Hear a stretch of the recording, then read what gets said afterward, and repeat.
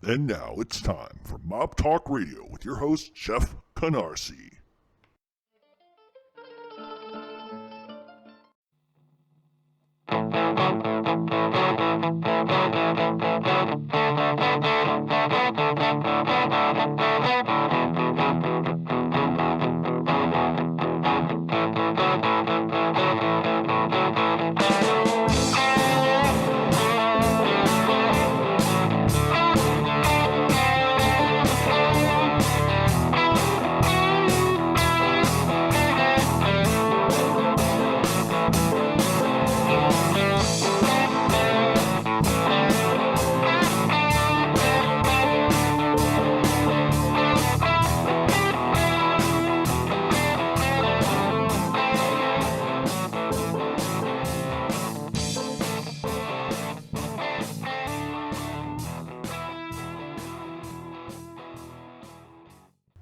And welcome to Mob Talk Radio. I am your host, Jeff Canarsie. Do not let I don't know if it's happy music. I don't know what you would call the music I put in the beginning. Don't let the music fool you. I'm a little grumpy today. And we're going to get to why I'm grumpy here in a few minutes. There's something that needs to be said, something that needs to be talked about, and we're going to get to that. We're also going to do the Q&A today. And just to set the record straight, I got a lot of questions on Q&A, and obviously I try to pick the most obscure and different ones that I can get. Sometimes there's repetitive questions that I've asked before. And that's the other thing. I had 400 messages between Twitter and my Facebook account last week.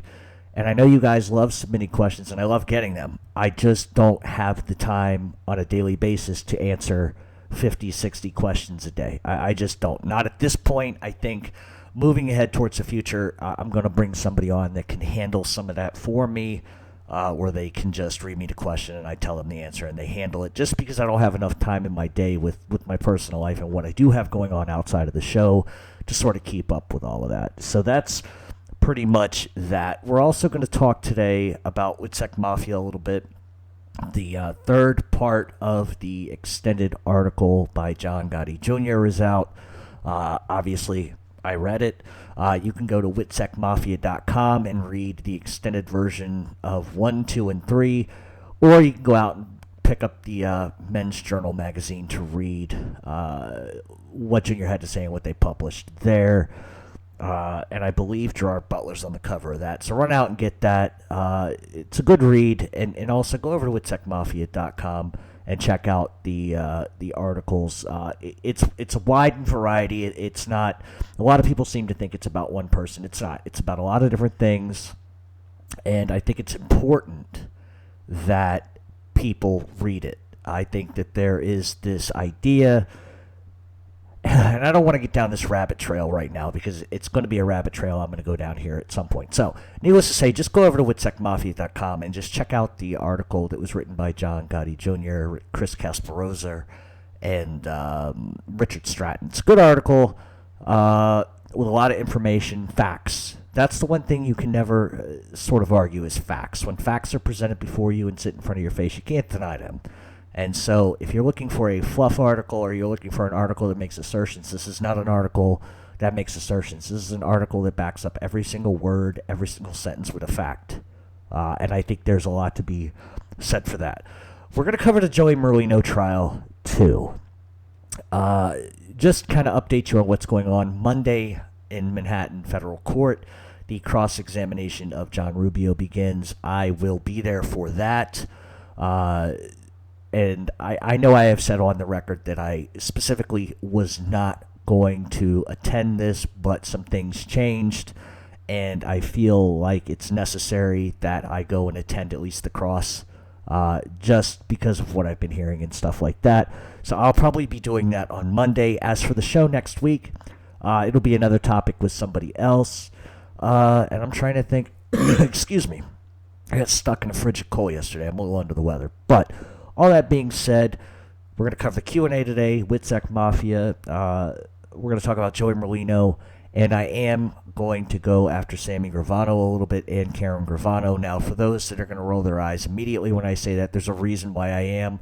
And it was covered in the third part of the Witsec article, Witsec Mafia article that was put out just a couple of days ago. And once I tell the story, you can definitely run over to witsecmafia.com and check out that article and read it more for yourself. It's going to be a little more in depth. I'm going to cover it from a different angle. But all that being said, things are pretty good. I can't complain, other than it's cold as fuck, But that's par for the course. You can follow us on Twitter at RealMobTalk7. You can check us out on Facebook. Just type in the search bar Mob Talk Radio. That'll come up. Also support Scott William Collier's page, True Crime page. You can type that in the search bar. Follow him. He does good stuff too. He's taking a little bit of a break with some personal stuff going on, but he writes some really good articles as well. You can check out our blog, Mob Talk Radio True Crime blog. There's links on the Facebook page to that. Now, one other thing before we take a quick break and come back with everything that we're going to do. People are friend requesting me like crazy. Certain people, and I said this last week, certain people I allow, certain people I don't. And the reason is this. I think I was tongue-in-cheek a little bit, about why I accept people, why I don't. I say that I kind of, vet people and look at them. What people don't need to understand, if I don't accept your friend request, it's one, because I don't know you. And my personal Facebook page is people that I know, people I grew up with, cousins, stuff like that. If I don't know you and I don't accept it, the reason's probably because I just don't know who you are, or B, you support John A. Light, or you're in chat rooms saying disparaging things about people I know. That's probably why I don't accept you. Now, if there are people that I'm not accepting that haven't done those things, then I apologize. I'm not trying to lop you in with anybody else, but I get anywhere between 100 to 250 friend requests a day, which is a little ridiculous. And a lot of what is going on is how to say this without getting down a rabbit trail. There are people that support John A. Light. There are people that support different people. I particularly know for a fact that anything that I put on social media, be it from Twitter, be it to Facebook, is being watched. If I mention John A. Light's name, which I'm gonna do because I video show, I do Mob Talk. So if there's something that I think is needs to be said, I'm gonna say it, and it's accurate and true. I don't make up things. I have everything to back up everything, and that's just the reality, whether people like that or not. So I know for a fact that a lot of what I say is sort of watched by this conglomerate of slime and fools that follow other people that have a different narrative than perhaps the narrative that I'm going with. And so what ends up happening is they friend request me, and then I get lambasted with personal messages with, just the filthiest of words and phrases and accusations you can imagine. And I'm not stupid. I know where they come from. I know who's doing it. Now, can I hold the main person accountable for that? No, because what other people say and do is on them. You can't take an insult that comes from, Jimmy the woman from Cleveland who assails you and says all this horrible shit. You can't hold the person that they follow accountable for that. But there is a consistency when I say that the people that say these types of things all lead back to the same kind of person. It's not that other person's fault, but it's just the reality of it. Those who follow John A. Light and believe what he has to say, that's fine. They're entitled to that. They're entitled to believe whatever they want about him. I personally don't have any beef with anybody that happens to believe what he has to say. I think they're fools, but that's my opinion. It doesn't make it a fact. However, they're all kind of the same potty-mouthed children that will lambast me and send me messages, and they say horrible things about everybody else because they honestly don't know the situation. They don't know the difference between fact and fiction. They don't know the difference between reality and fairy tales, and that's just the bottom line. They have a right to go out and seek the information out for themselves. They have the right to form their own opinions, and I could give a fuck less. Make your own opinions. However, I would suggest one thing. Read. Investigate for yourself. You don't have to take my word for it. You ain't got to take John Gotti Jr.'s word for it. You don't have to take the Pope's fucking word for it. But when you're presented with a fact, irrefutable fact, then you have to start asking questions. And that's where that sort of comes into play. So there's a lot of people that report back to A-Light of what I'm saying and to everybody else, and I really don't give a shit. I've never hidden behind a Facebook post, never hidden behind anything in my life, and I won't start now. So for those that want to continue friend requesting me, if I find out or I see that you're in these little chat rooms gossiping and calling people names, there's no point to me having you around my life. I like positivity in my life, not negativity. And unfortunately, a lot of the people that support that side of things are very negative, moronic, pea-brains, who obviously don't have the capability or don't have the desire to look at facts. And that's just the reality of it. There's two sides to every story, of course, and that's the truth. However, in my opinion, based on facts, one side of the story is very true, and the other side of the story is completely inaccurate, a fairy tale, and completely and utterly false. And that's just the reality. You don't have to take my word for it. Take it upon yourself. And if you disagree with me, absolutely fine. So all of that being said, that's why I don't allow certain people to sort of infiltrate my life like that, because I try to keep my ass around positive people and people that are friendly to me. And I have no problem with anybody coming at me disputing what I have to say. You know, I'll definitely take on whoever and have a debate with you. I don't mind doing that. However, this is the one thing I won't do. If you send me a message calling me a faggot and all kinds of names and this and that, and then put your phone number like a dunce saying you want to have a debate with me over somebody you don't even know, somebody who I knew, I'm just not going to do that. There's no point to doing that. You're a fucking nobody, and I'm not going to waste my time calling some 60-year-old windbag who thinks he's somebody and debating about somebody else who's an informant.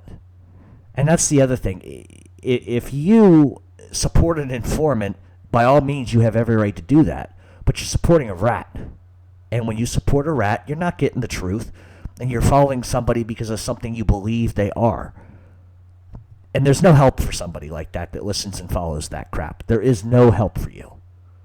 That's your choice. That's the choice you make. I live by a certain code. I always have. My lawyer constantly tells me, Jeff, you got to stop. You got to stop. You know, this is business. And, you know, he says to me all the time, he's like, you know, you got this code that you live by, that you refuse to buck, you refuse to drop. And he goes, you're going to hurt your own self in trying to do business stuff because of that. But that's just who I am. I don't change for anybody, and we debate it all the time. He thinks I should be more lenient with other people, but I won't. I have a code I stand by, and that's just the bottom line. And I'm not going to change. And if it hurts what I'm trying to do, so be it. But at least nobody can ever point the finger at me and said I gave a platform to this piece of shit or that. And that's as simple as that. I live by a code, and that's it. People can call it silly. My attorney can laugh at me when I say it.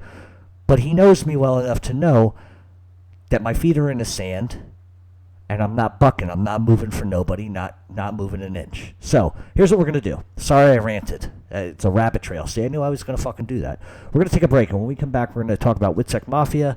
We're going to talk about the Joey Merlino trial, and we're going to get to your questions and answers, and I'm going to rail against Sammy Gravano a bit because there's an issue I want to bring up. So stay tuned. We'll be right back.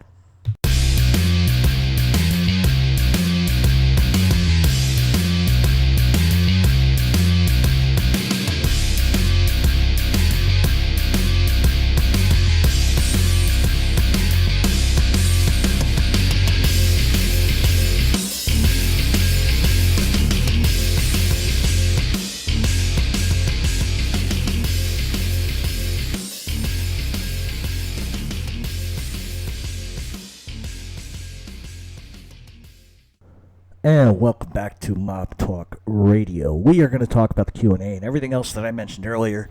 And I went a little too long in the beginning, so let's just get right to it. The Joey Merlino trial. This is the latest. Last week, Monday through Thursday, effectively, John Rubio, who is an informant, testified that Joey Merlino effectively was deeply involved in the Medicare Medicaid fraud, which included an opiate cream.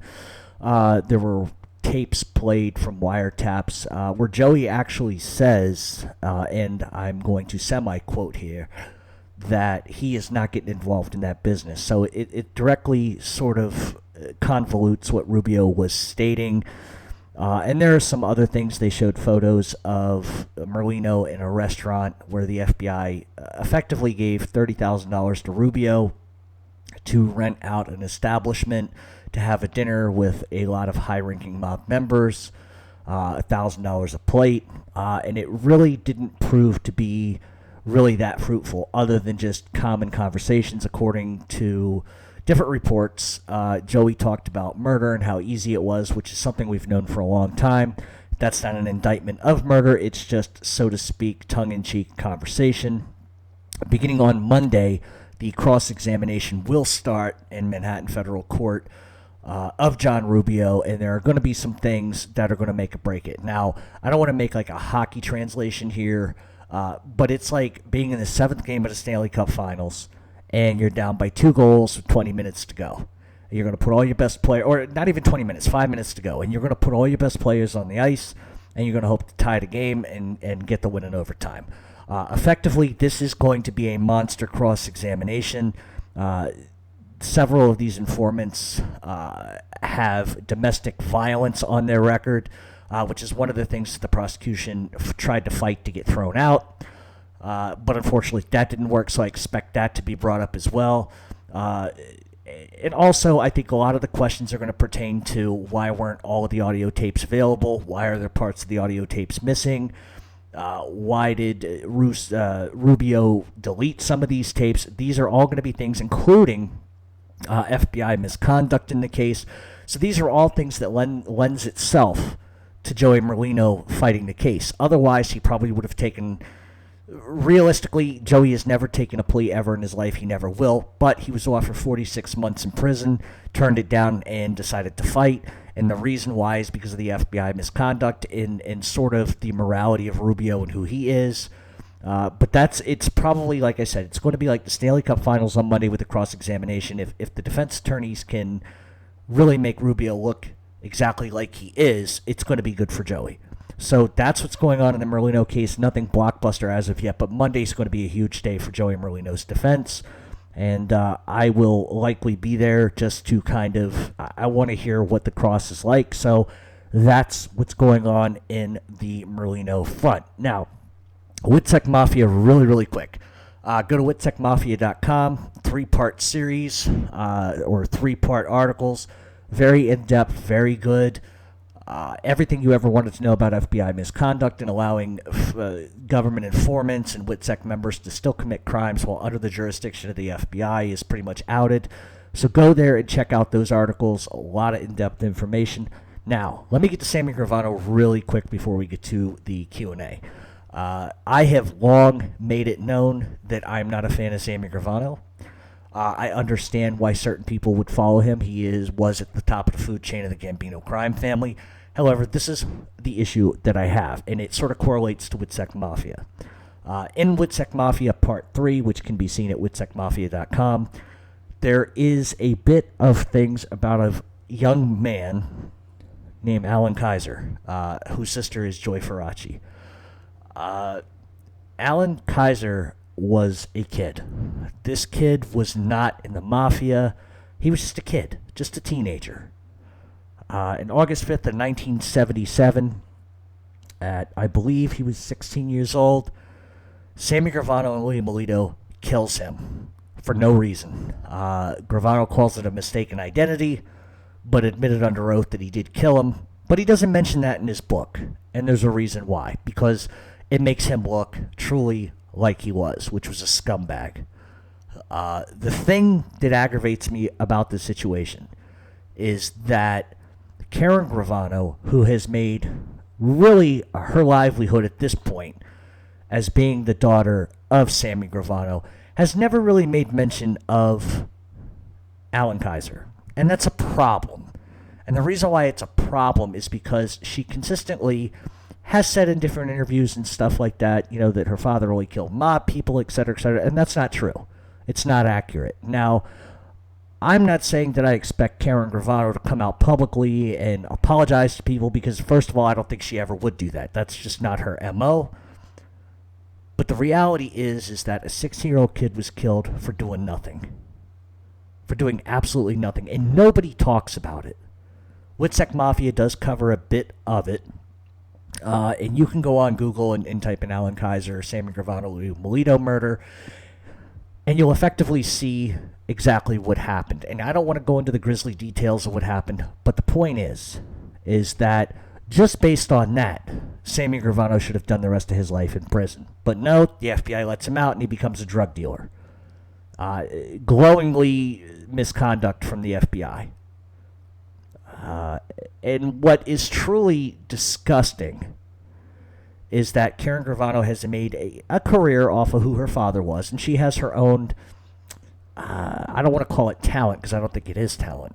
She has her own way of making money, but let's face it, if her father wasn't who he was, I don't think you'd see her on a reality show. I don't think you'd see her with designing clothes. I certainly don't see her writing books or being a grade B, C, D, E, F, whatever grade celebrity she is. But there is some disgusting sort of behavior that comes out of her. I'm not a fan of her at all. I wasn't really even a fan of Mob Wives, the show, to begin with.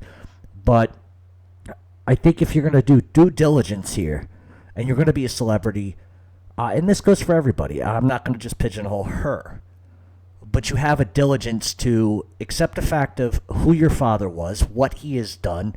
You shouldn't maybe necessarily have to make amends for what he did, but you sure as hell don't go public and make it seem like he never did anything wrong. And you certainly don't make it, and I'm not saying she did, but what I am saying is that nobody wants to mention Alan Kaiser. Nobody. And there's a reason for that. Because he was an innocent kid and he did nothing wrong. And so every time she speaks about her father, every time she speaks about how he only killed mob guys, it's absolutely 100% a fucking lie. A big lie. Now, they can go on their merry life. He can get out of prison and do whatever reality show or TV project that he has coming up. But think about the Kaiser family. Think about Joy Faraci. She lost a brother. Over what? What, Sammy Gravano needs fucking glasses? Can't see? The brutality in the way that this young man was killed is disgusting. The FBI knew he did it. He admitted to doing it. But because Sammy Gravano was going to give them a bigger fish in the sea, they bypassed Alan Kaiser. Guys in the mafia kill each other, right? So I'm not making some sort of morality argument here. I'm not. And I'm not justifying murder in any stretch of the imagination. But in that lifestyle, guys kill people. They know what they sign up for. But who kills a 16-year-old kid? Who kills a 16-year-old kid, then admits to it, and doesn't get held responsible? You go to any other city, any other place, somebody kills a 16-year-old kid, they do life in prison. They don't get to get out of prison and go sell drugs to kids. And it really pisses me the fuck off. Because this kid's never going to get married. This kid's never going to have children. He would have been, I believe, 50 years old this year, if I'm correct. Never married, never kids, never got to experience things in life, never got the opportunity to make mistakes and learn from them, never got the opportunity to be an uncle, to be a husband, be a grandfather. He's never going to get those opportunities, but this scumbag rat fuck gets to do a fucking reality show and make money from his book and from whatever other fucking projects he's going to do. Now, for those people that support Sammy Gravano, because there are people that do that, I want you to ask yourself something. You want to gloat and stand in the limelight of him whacking other mob guys? By all means, go and do it. But think for a second. He killed a 16-year-old boy. For what? For what? What good possible fucking reason could he have? Well, mistaken identity. It's not acceptable. It's not good enough. Because while he goes on his merry way, making money from his former life in the mob, you got the Kaiser family, Joy Faraci, her husband, her children, her grandchildren are never going to know Alan. They're going to see old photos of someone who used to be. And so I ask you, if you're following this scumbag and his fucking daughter, who's just as atrocious, why don't you ask them for some sort of fucking reasonable excuse as to why this happened? Last time I checked, Karen Gravano puts her head on her pillow at night and sleeps well. Her daughter sleeps well, and the grandchildren and whatever else sleeps well. But not Joy. Joy can't share a fucking Christmas with her brother. Why? Because that rat bastard fuck killed an innocent 16-year-old. So what I want everybody to do who supports this garbage pail piece of shit, look at that for yourself. You think I'm lying? Talk to Joy Faraci. You think I'm lying? Look up the information. It's all over Google. Just type it in, Alan Kaiser. So stop supporting this garbage pail and support Joy. She lost an innocent brother who didn't even have an opportunity in life to go to a bar, have a beer, get in trouble with his friends. Sammy Gravano cut that short. And you fucking people put him on a pedestal like he's Jesus? That really pisses me off. It aggravates me because I can see when Joy posts about her brother, the love for her brother, the love that this family had, the parents that had to bury a child. Over what? So for all of you fucking nut jobs, because that's what you are, fucking nut jobs, who support that bald-headed sewer rat fuck, you're just as scumbag as he is. And I'm going to tell you another thing, because I know what's going to come next. If one person says to me, oh, well, John Gotti this. To my knowledge, John Gotti never killed a 16-year-old child. So you can stick that notion up your fucking ass. Because I'm tired of it. I'm tired of every time that I put fucking facts out, these people come back with John Gotti this, John Gotti that. I'm not a Gotti spokesman. You got the wrong motherfucker for that. And I apologize for the cursing, but I'm fucking tired of this. Call the guy what he is, a fucking garbage pail, drug-dealing piece of shit. So go ahead and support them all you fucking want, but you're not going to do it on my page. You're certainly not going to harass Joy. Have a fucking conscience and have a fucking heart and realize this guy, put away the drug dealing for a minute. Put away the 19 fucking murders, admitted murders. He doesn't mention Alan Kaiser. Let that be a fucking name that imprints in your fucking brain. Innocent kid. I'm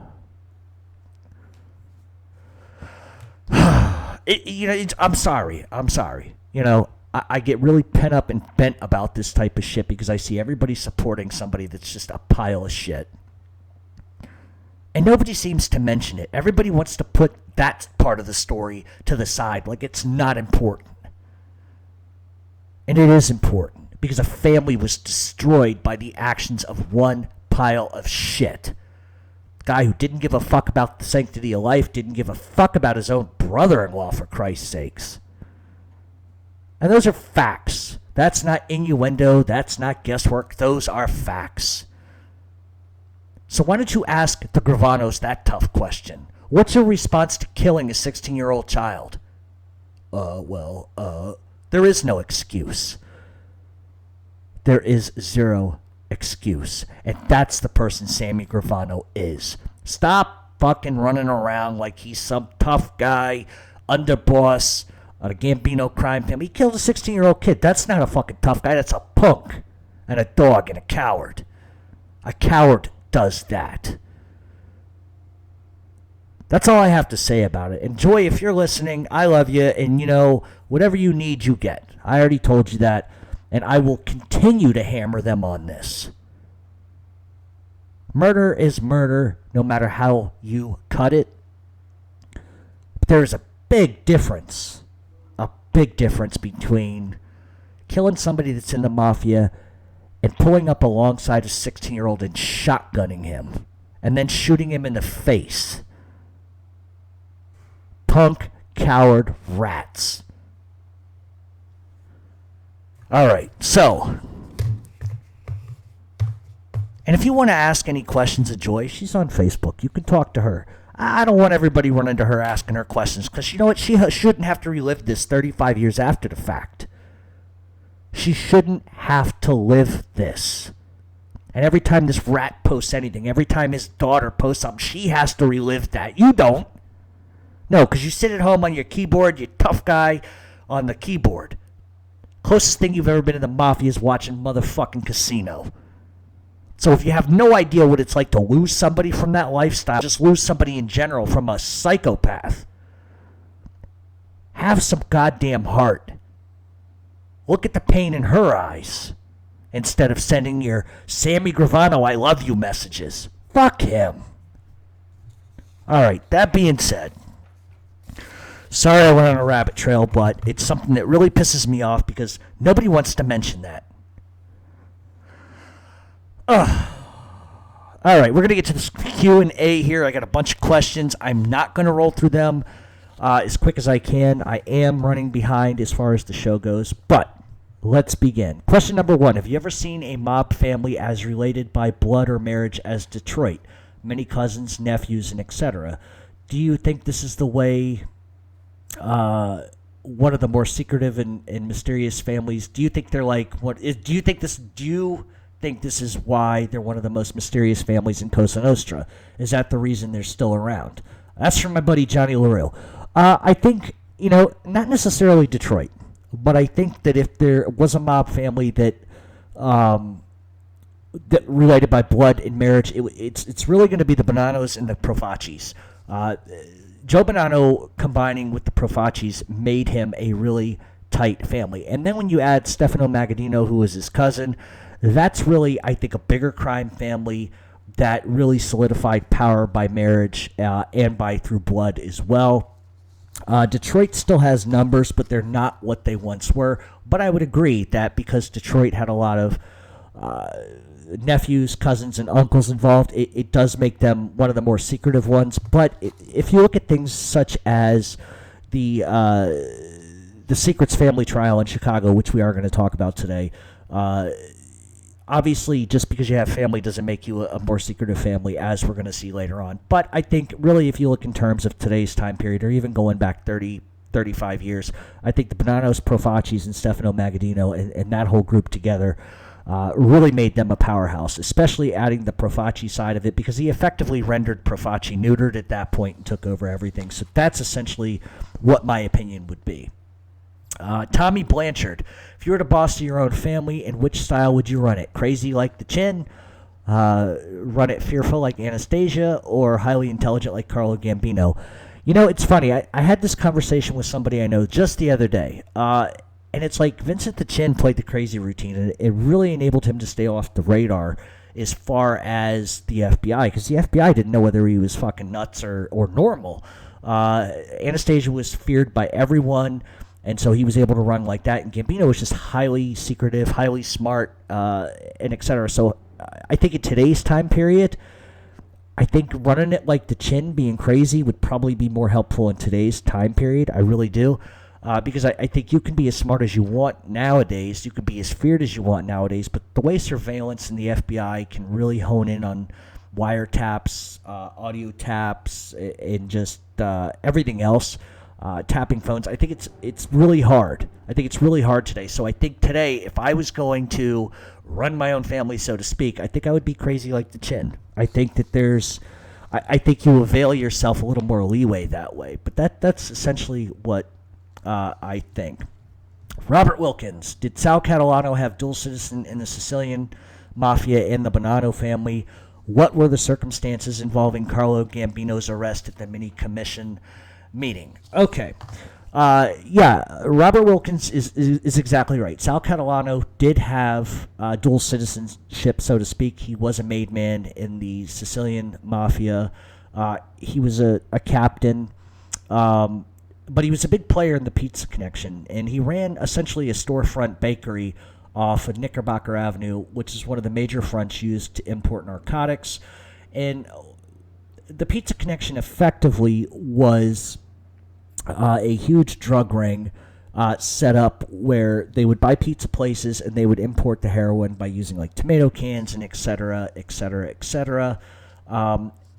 and most specifically, after Carmen Galante got whacked, Catalano would end up taking over as boss, but a year later he would effectively step down. I believe it was Rusty Rastelli who took over. And as far as Carlo Gambino, and I'm going to get back to the pizza connection in just one second, but in 1966, Carlo Gambino was arrested with Carlos Marcello, Santos Trafficante Jr., Thomas Saboli, Mike Miranda, Joe Colombo, Della Croce, Joe Angello, Anthony Cirillo, Anthony Carolla, and Frank Gagliano. And basically they were in an Italian restaurant having a meeting. And what was going on at this meeting was there was an issue between Carlos Marcello and Tony Dux Carolla. I don't know specifically what that meeting was about, but I can imagine it was something about territory and bookmaking. But the real bigger issue that was going on at the time, and what I believe the discussion really was that it was a meeting over what was going to happen with the Lucchese crime family, because Tommy Lucchese was obviously sick, and they wanted to make sure that going forward they had somebody that they could trust to be the boss at that point. And that's what I believe the meeting was. And they were only found there because, once again, limousines were parked out of a Italian restaurant in Queens, and everybody was arrested as a result. But getting back to the pizza connection for a second, and what the hell, I'll go here. I knew three guys who I've known for a long time that were involved in the pizza connection. All three of them were Sicilian. All three of them were in the Sicilian Mafia. All three of them did federal prison time. Two of them were effectively deported. One is still in the United States, living somewhere, which I'm not going to get into. But they were involved in the pizza connection. And one of the things that the main one was doing was buying pizza places. And they were importing the heroin. And then effectively they would torch the restaurants and collect the insurance. So that's one of the ways that they went. And it started from New York, New Jersey, Delaware, all the way down to Virginia. And that was one of the things that they were doing. And they all got caught doing it at some point. And the guy that I know really well was obviously caught racketeering, extortion, drug dealing, and he got a lot of time, and et cetera. But that's just goes to show you, the whole entire Eastern Seaboard, D.C. especially, was a big hub for the pizza connection. The guy that I know, who I'll just refer to as the Pistol, owned a lot of restaurants in D.C., and they would use it to funnel the money and et cetera. But then once they got to a certain point, they'd either torch it or they'd sell the restaurant, showing a profit, and then he'd move somewhere else and sort of open up the same sort of deal. Ultimately, what got these three guys caught, including the guy that I know, is obviously wiretaps, extortion, and they had discussed trying to kill an FBI agent. And anytime you do that, you're going to bring heat. All three of them served an incredible amount of time, and that's just kind of how that went. And that's my connection to the pizza case, is because I knew, like I said, three guys that were involved. All three were brothers, coincidentally, but I knew the main guy. And he is a very, very dear friend of mine. I look at him like a father, and it is what it is. So, moving on to the next question. David Fitzgerald. When Toto Riina took over the Corleonesi and killed his rivals and went to commit the atrocities he did, was he acting under the orders of Luciano Leggio, or did he have total control? I think at that point, Toto Riina had total control. The Sicilian Mafia acts a little different in terms of protocol, but I don't think that, there can be an argument made that Toto Riina did whatever he fucking wanted because he wasn't scared of people. And I think the reality is at that point he was totally in control. And Toto Riina had I don't want to say an incredible run because that puts a positive spin on it, but he really did have a run, and he killed a lot of people. And so he was powerful from a very young age. But I don't think it was because it was an order of somebody else. I think Riina just did what he wanted to do. Next question. Where are we? Why? Okay. I think this is from David Fitzgerald, too. Why was there a strong connection between the Neil Della Croce faction and the Rusty Rastelli faction from the Bananos? I seem to get these questions a lot, and what they realistically involve is, why do certain criminal groups get along with others, like, for instance, Roy DeMeo and et cetera, et cetera. It's all business. It always comes down to business. If somebody's got something on the side that they need the help, because maybe it's on the line of a territory, I need this guy's help, let's bring them in to sort of deflect our involvement, our family's involvement in it. There's partnerships like that. Jimmy Burke, Paulie Vario, Jimmy Burke, John Gotti.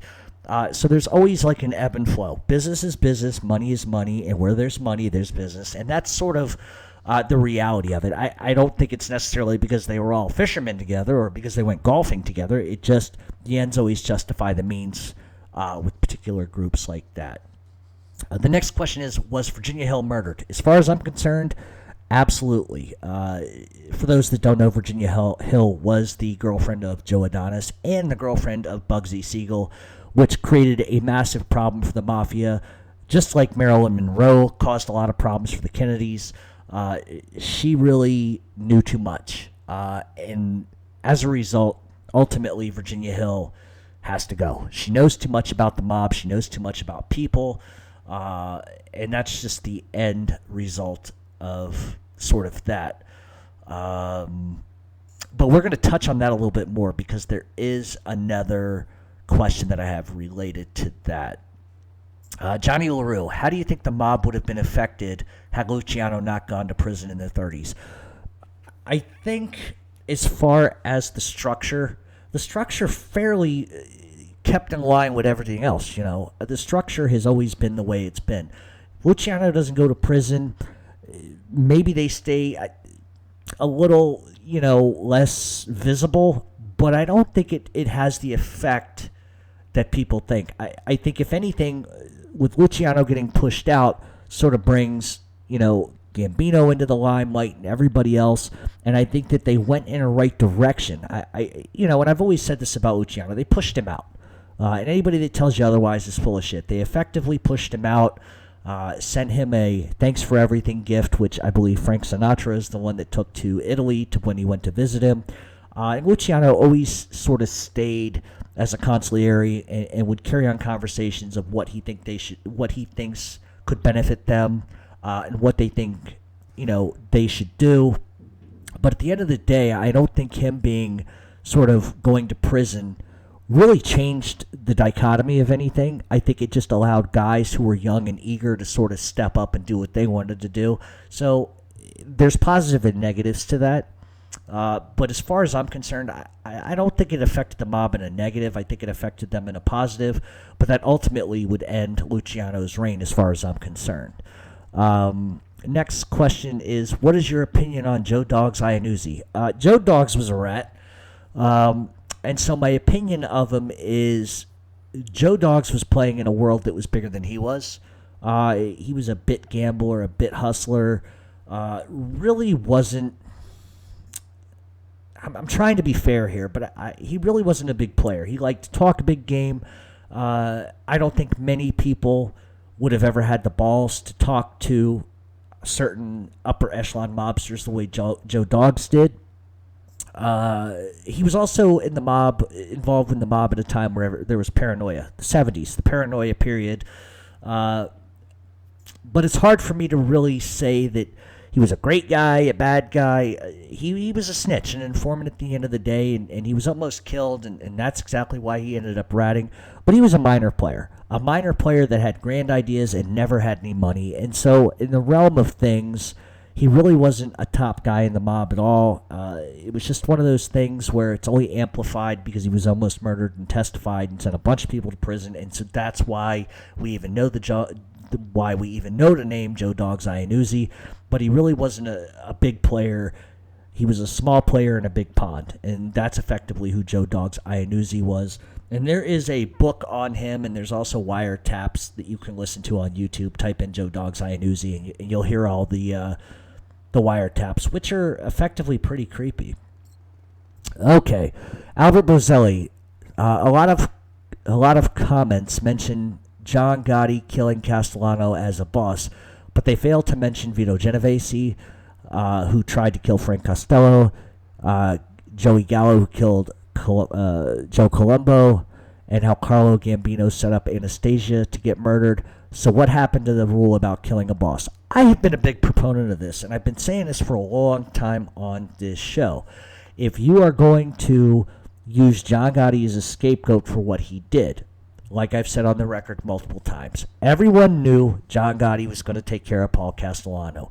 There were feelers that were sent out to every crime family of would they support this, would they support that. And everybody was off the record as saying, yeah, go right ahead. This is what needs to be done. Castellano was under indictment at the time. A lot of people were worried that he might say something. And so there was also Castellano wanted the Gotti crew effectively neutered because of drug trafficking. But the other side of that is Castellano had his own cousins effectively in Cherry Hill, New Jersey, moving heroin. So the idea that John Gotti's crew was doing something that was forbidden is sort of hilarious to me because Castellano was taking huge drug profits from his cousins in Jersey. So that argument is sort of thrown out the window. The other argument that people have said over the years is that Angelo Ruggiero refused to give up audio tapes and wiretap tapes to Paul Castellano where Ruggiero was allegedly talking subversive about people and talking about drug dealing. The tongue-in-cheek problem with that is Castellano already had the tapes. He knew exactly what Ruggiero had said. So it really became a test of would Della Croce support Gotti and his crew or would he go along with Castellano? And that's what that has always been. But in the context of this question, there's a rich history of guys killing mob bosses. That's nothing new. This idea that there's a rule that everybody fucking follows is bullshit. Look at Philadelphia, Chicken Man Testa. I mean, we can go on and on and on and on about mob bosses that are killed. Vinny Gigante takes a shot at Costello on orders of Vito Genovese.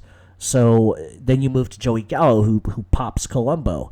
You go to Carlo Gambino, who set up God knows how many mob bosses to be killed, the most powerful being Albert Anastasia.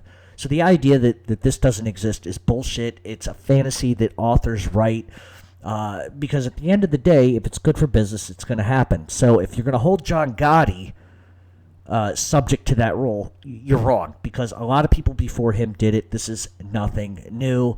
And the idea that these authors come out and say, he went against the commission and he did it. Come on.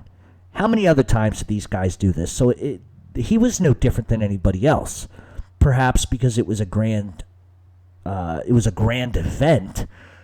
Perhaps because it was in the 80s when that sort of thing, the killing of the mob bosses had been sort of not happening. Maybe that's why it's amplified. But at the end of the day, the idea that everybody was against it because Castellano was such a particular and special guy is bullshit. It's absolutely bullshit. So, because at the end of the day, somebody goes, somebody dies, somebody goes to prison, the money just keeps on flowing. So the idea that somehow he did something that was totally against protocol that hadn't been done before is absolutely ridiculous. Casey McCracken, what are the differences between Santo Trafficante Sr. and Jr.? Really, they were much of the same in the way that they handled business. The difference being is that Sr. was heavy-handed, wasn't afraid to use murder as a result, and he was very, very, very old school. He was involved in a lot of narcotics. Jr. was as well, but he didn't have the business acumen that his father did. He was sort of I don't want to say a Weasley type of guy, but he just didn't have his father's abilities. His father was a commander-in-chief, could really lead the troops to war, so to speak, and had a lot of political relationships that Junior could never have. So the differences is that Trafficante, the father, sort of was old school and sort of had a lot of old world values, whereas Junior had the same, but he just wasn't as prolific and didn't have the acumen his father did. And those are the differences. And Junior didn't have the political ties that his father did. Junior was more about let's make as much money as we can. It would probably take a lot more risks. And that crime family, for the most part, is absolutely done down in Florida. So those are the differences. Let's see. Victor Mann, who do you think were the shooters in the Anastasia hit? I've always heard it was the Gallos. It absolutely was the Gallos. Joey Gallo and his brother walked into the Park Sheridan barbershop and lit Anastasia up. That was obviously set up by Carlo Gambino because Gambino realizes that at his age, he's probably never going to get a chance to be the boss, so he makes a move and he ends up killing Anastasia, and the Gallows did it on behalf of Gambino, and that was pretty much how that went. Adriana Cervantes, was Angelo Ruggiero really related to Neil Delacroce? Yes, Neil Delacroce was his uncle, so that pretty much answers that one. Darren Vizard, in Gravano's book, he said he led a made guy to his death, but before they killed him, they removed his shoes. Is that true, and who was it? I don't have the name off the top of my head. I remember I read parts of Gravano's book, which I thought were absolutely ridiculous and lie-filled. What ended up happening was they were going to kill a guy, and they grabbed him, and, he asked Gravano, could you remove my shoes? A lot of people say that was sort of a message to his wife. It wasn't. It was sort of like a mafia way to go out. I really don't believe for once. I believe the guy probably asked, but I don't believe for 1 second that Sammy Gravano honored that. I don't think Sammy Gravano had a lot of honor in anybody he killed. But that's a fantasy that he wants to propel, and that's his opinion, and that's the way he wants the story to be told, so be it. But I don't think Gravano, and I think the record shows he really didn't have a compunction to treat somebody with respect when he killed them. And that's my opinion. But as far as his book, what Darren is asking is obvious, factual as far as what Sammy says, but I don't buy it. Richard Smith. At the end of Donnie Brasco, Joe Pistone was depicted as having come close to clipping somebody. How true is that? How did it all come to an end? Were there shooters in the Castellano hit ever completely identified? Okay, Donnie Brasco, if you've watched the movie, the end kind of comes where he's got to kill Bruno and Delicato, but the FBI pulls him off the streets before that can happen. From the FBI's perspective, that is absolutely what happened. However, there's a problem with some of the things that Pistone has come out and said over the last few years, and that he committed a lot of crimes while an FBI agent. He participated in beatings, he participated in robberies, which are all things that you're not supposed to do. So, if you look at Joe Pistone as a person, in my opinion, based on the fact that he's admitting that he broke the law while undercover as an FBI agent, he should be in prison. And I think a lot of what he said about other people should be taken off the record. And I think he probably should have gone to prison for that, because there's certain things that you can do and you can't do. And he's gotten pretty bold after he retired from the FBI and goes on the speaking circuit of admitting that he committed crimes. That's not what they're supposed to do. So in my opinion, that makes everything that he's about and everything he says truthful from the perspective of the convictions, but bullshit as far as he's going to sit on some sort of pedestal with a high moral compass. Because that, to me, is like, you know what? You can do undercover work and not break the law. But he waited until he got out of the FBI and this stuff was way behind him to start talking that shit. And that's the reality. There's always going to be FBI agents that try to weasel their way into families. Nobody was greater at doing what they did than Joe Pistone. I can say for the record, he's the only fucking FBI agent that was almost made. So he did incredible work from the perspective of infiltrating a family. I can't dog him for that, because that was his job. However, I think if you're going to break the law while you're doing it, it goes against everything that the FBI preaches and everything that the FBI wants their agents doing, then you need to be held accountable for that. And I think if you're willing to do that and you don't admit to those things under oath, and you don't tell those things in your FBI memos, then perhaps maybe you're a criminal yourself. And that's just my opinion.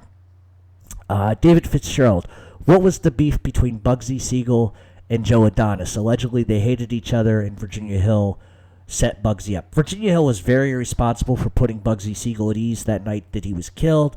The big issue between Joe Adonis and Bugsy Siegel was the Flamingo problems and the money that they had with... as the Flamingo was built, Siegel went way over budget.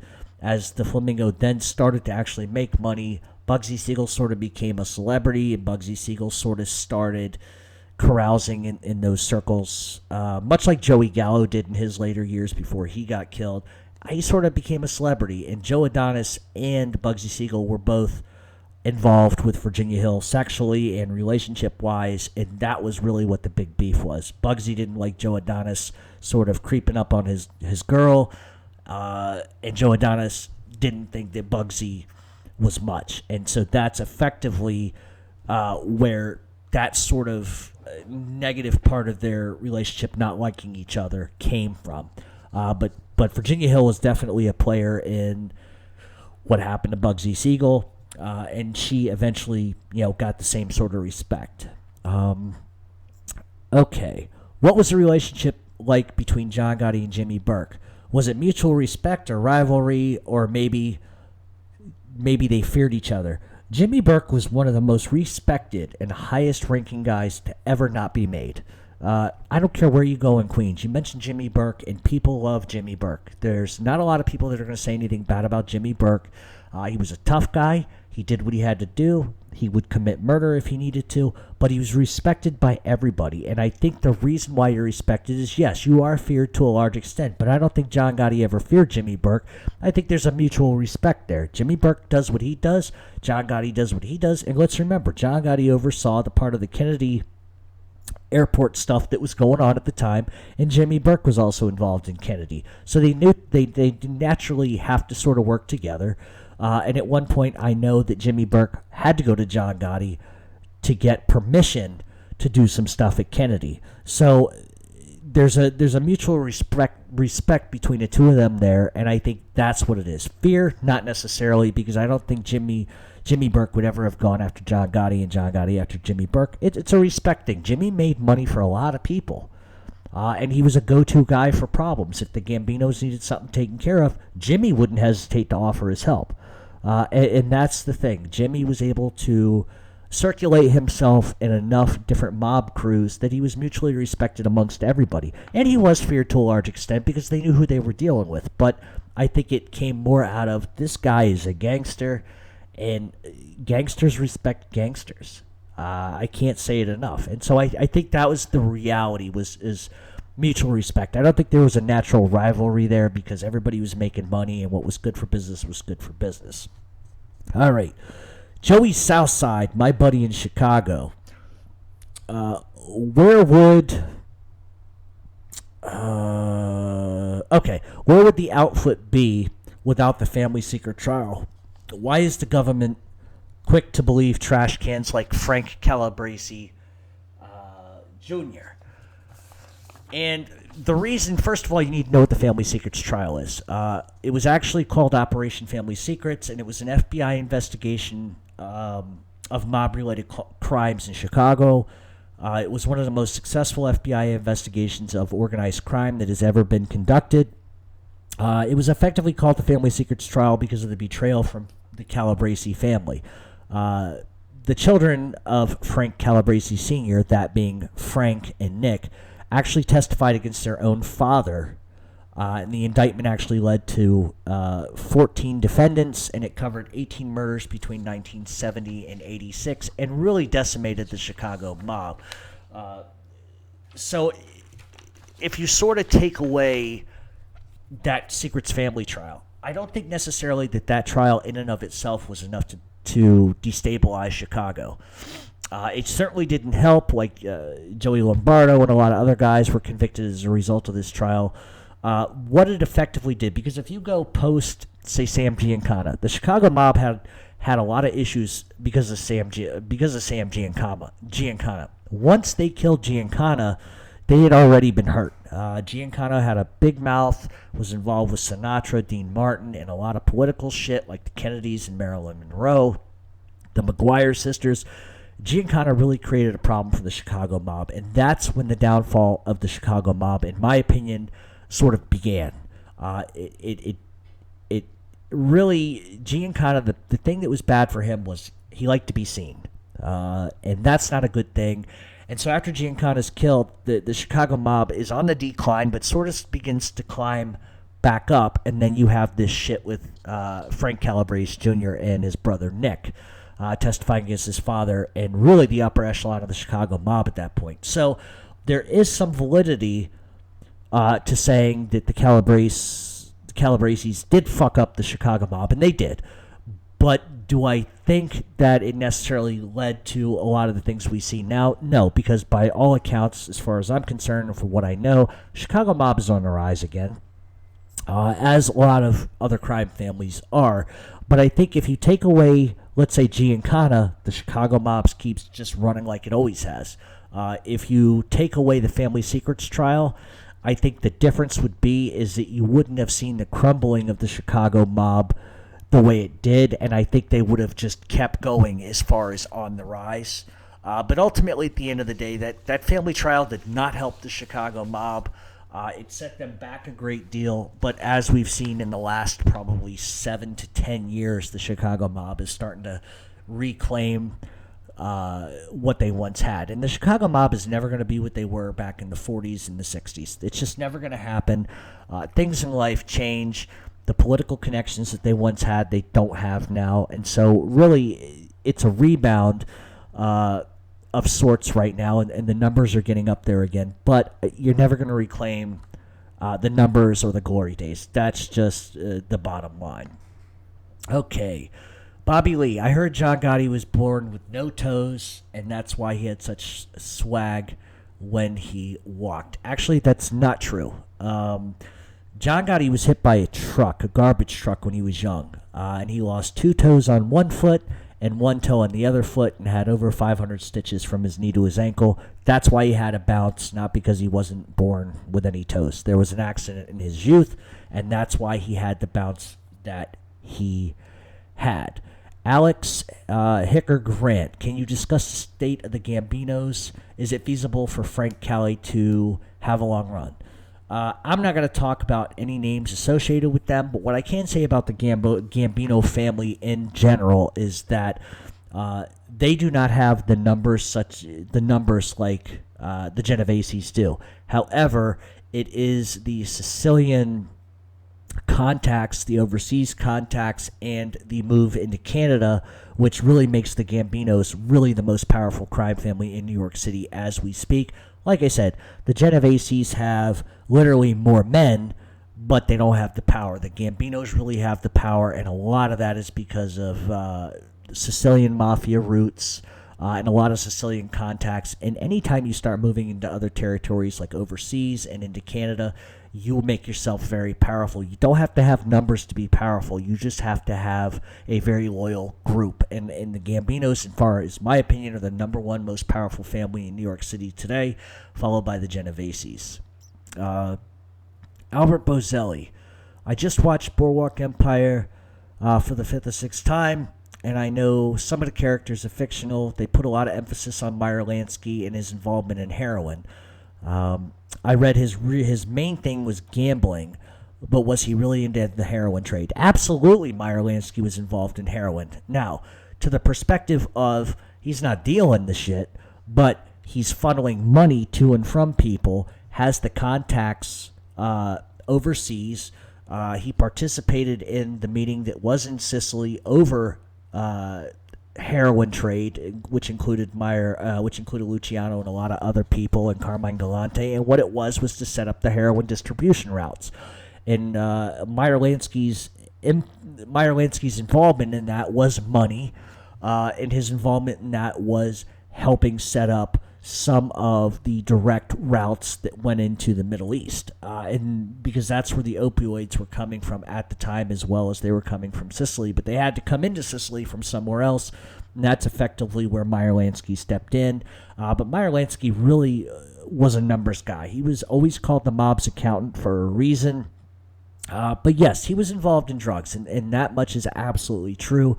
But like I said, he wasn't a dealer. He was a kind of guy who just funneled money and helped the trade routes and et cetera, et cetera. That's why he was a big bootlegger back in the day, too. So he had his hands in everything. So if anybody says that Meyer Lansky wasn't involved in heroin, it's not accurate. He was, but his input into that sort of business was a lot different than other guys. Silas Maximus. What a fucking name this is. Holy shit, this is like a superstar name. Silas Maximus.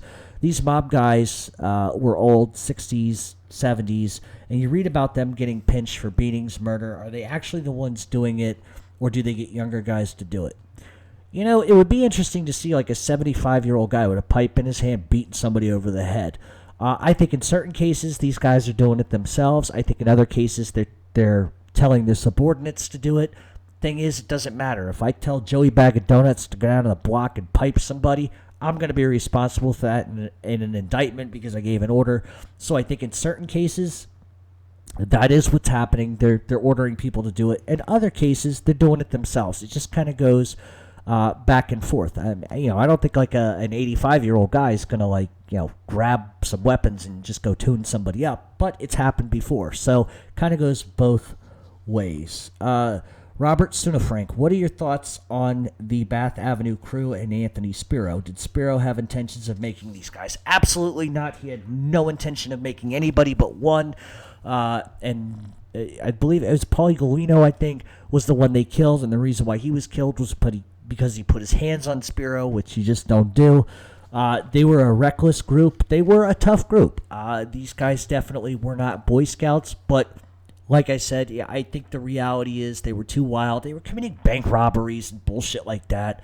And I think that there has been more fictionalized things about them these days than sort of the absolute 100% truth. But they were a tough crew. But I don't think that Spiro would have had any intention of making anybody but one of those guys just because they were sort of out of bounds. Steven, what's left of the Youngstown, Cleveland, and Pittsburgh family? Pittsburgh's all but done. Youngstown and Cleveland are two major hubs of the mob. I can tell you that Cincinnati has a lot of gangsters there. Nicky the Greek is one of them who sort of runs sort of things. Youngstown is always going to be a hub of the mob. They're always going to be there. So as far as asking what's left, Pittsburgh's pretty much defunct, so we can move them off the table. Youngstown and Cleveland still have membership. It's not what it once was. To my knowledge, it's 50 members or less, so the reality is probably 20, 25, if even that. I think realistically speaking, Cleveland probably has about 15 made guys. Youngstown's probably like 20, 25, but that doesn't account for associates and stuff like that. But the numbers are pretty much decimated, but they still have a foothold there. So don't think for 1 second that Youngstown's dead, and don't think for 1 second that Cleveland is dead. And I think that's all I got. Yeah, that's all I got. So, all of that being said, I wanted to thank everybody for the questions. I tried not to rush through them. I tried to answer them as in-depth as I could. But listen, anytime you want to send questions, absolutely send them. I've got no problem with that. And that's sort of it for today. Like I said, anytime you want to submit questions, go right ahead. You can follow us at Twitter at RealMobTalk7, or you can hit us up on Facebook at Mob Talk Radio. I had a lot to do. I was trying not to run over an hour today just because I spoke too much at the beginning, and that's all right. Sometimes these things happen. But I wanted to thank everybody for listening to my show. If you're smoking a cigar with Joey Southside, hello everybody there in Chicago. David Fitzgerald, Darren Vizard, thank you for your messages as usual. Same guys always seem to ask questions. Robert Wilkins, a good buddy of mine. Just keep the questions coming and send all your threats, all your compliments, your hatred. You know where to send it because you always do. Next week we're going to be back with a topic. Haven't figured it out yet. Haven't had much time to think 'cause I had a lot of shit going on. But what we will be covering is a big part of the Joey Merlino trial next week. I may do something midweek for once that covers the Merlino trial. And there's some other stuff that's coming out. Make sure you visit WitsecMafia.com. Read the articles. Get your own opinion. Check out Shadow of My Father page, which is run by the lovely Angela Gotti. She covers the movie aspect of the Gotti film, the A&E documentary, which is going to come out. She posts photos of her father and her family. So if you're a fan of John Gotti or the Gotti family, and you want real, accurate information and not just the gossip that goes around, check out Shadow of My Father page. Angel Gotti runs it. She's a great person. You'll love her. Everybody else does, including myself. And feel free to ask her questions. She'll answer anything that you ask.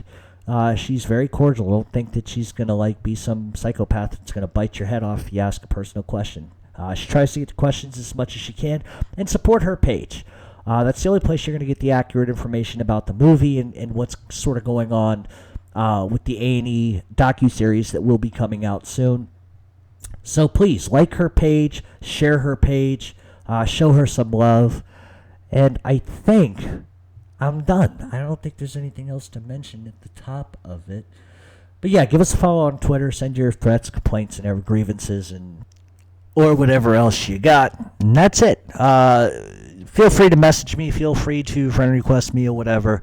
And we'll be back next week with an all-new show.